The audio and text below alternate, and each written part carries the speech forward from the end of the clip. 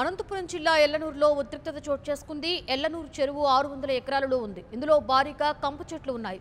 వీటిని తొలగించేందుకు 10 జేసీబీలు సిద్ధం చేశారు ఎమ్మెల్యే జేసీ ప్రభాకర్ రెడ్డి. అయితే కబ్జా చేసేందుకే జేసీ ప్రభాకర్ రెడ్డి రంగం సిద్ధం చేశారంటూ ఫైర్ అయ్యారు వైసీపీ నేతలు.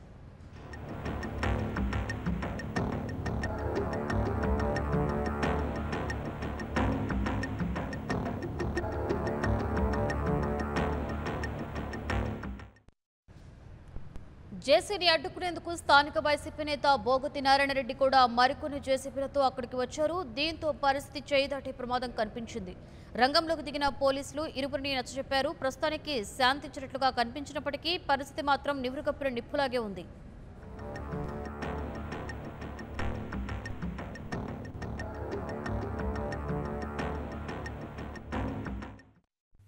For more updates, please subscribe 99 TV Telugu.